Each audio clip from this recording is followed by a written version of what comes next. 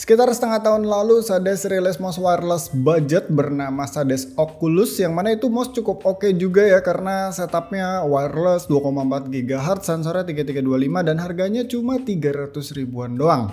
Nah sekarang akhirnya Sades merefresh Oculusnya jadi Oculus V2 namanya, udah berubah dan memang kalau kita lihat bentuknya ini benar-benar beda total dibandingkan dengan Oculus yang lama. Meskipun sebenarnya config yang dibawanya itu mirip-mirip. Bentuknya menurut gue sekarang jadi jauh lebih cakep karena ya ini lebih ke super light wannabe sih.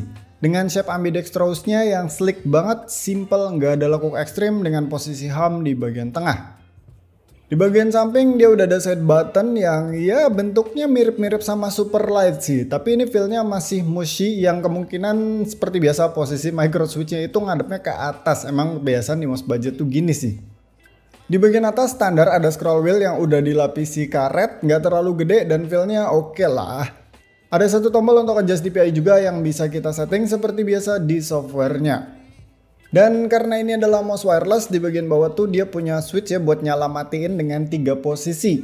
Ada off paling ujung atas, terus tengahnya RGB mode dan paling bawahnya itu adalah eco mode. Eco mode ini posisi dimana RGB di mouse-nya itu dimatiin semuanya total ya. Bahkan di scroll wheel-nya aja dia nggak nyala-nyala sama sekali biar baterainya bisa lebih hemat. Sedangkan untuk posisi yang RGB ya tentu saja ini jadi nyalain RGB-nya yang ada di bagian belakang bawah di logo Sades sama di bagian scroll wheel-nya. Nah kalau mau pakai mode kabel tinggal matiin aja mouse-nya terus ya colok USB Type-C di bagian depannya. Sayangnya ini lubang USB-nya tuh bener-bener spesifik buat kabel bawahnya doang. Jadi kalau ngecas ya harus pakai kabel bawaannya.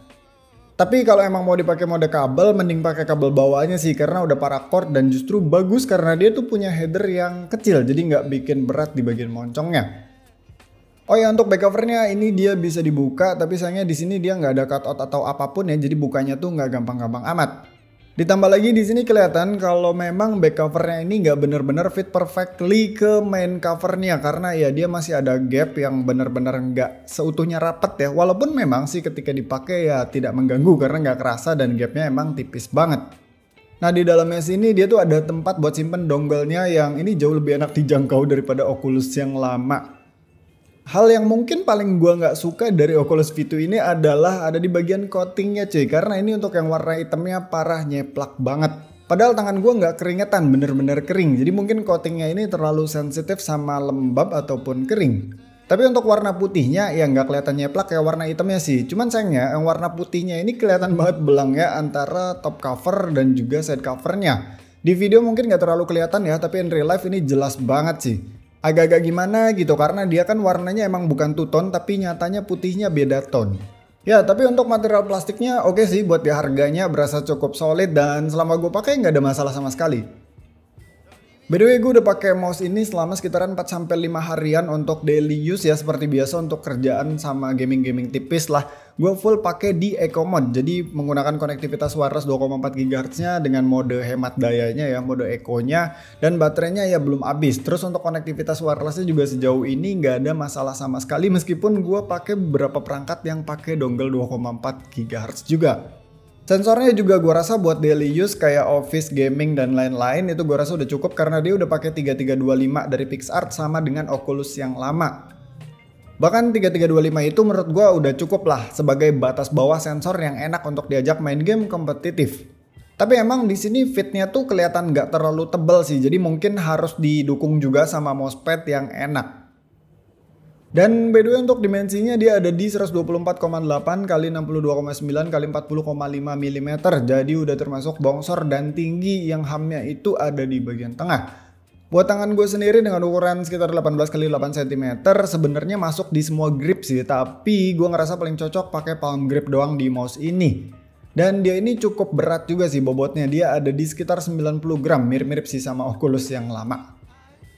So untuk harganya si Oculus V2 ini dijual dengan harga Rp325.000 aja. Ada dua varian warna hitam dan putih kayak gini ya. Harganya seinget gue sama persis kayak Oculus yang lama ya.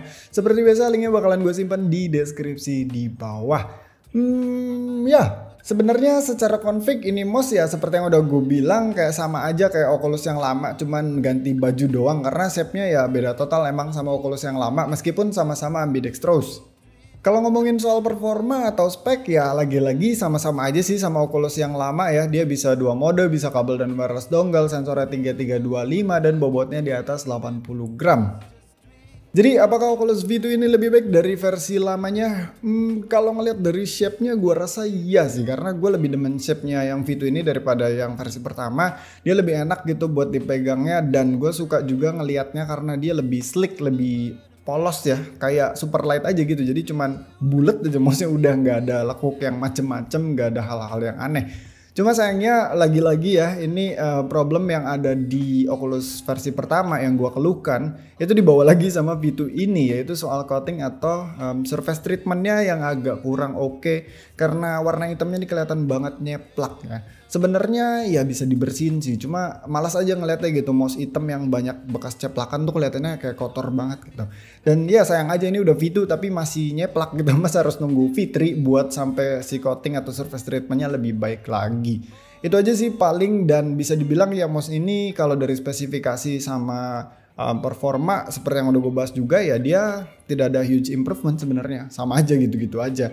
Nggak tahu deh, mungkin 3325 ada semacam versinya, mungkin yang sekarang yang baru ini lebih hemat daya atau kayak gimana, gue juga nggak tahu karena ya di speknya cuma 3325 doang gitu, sama aja kayak si Oculus yang versi lamanya.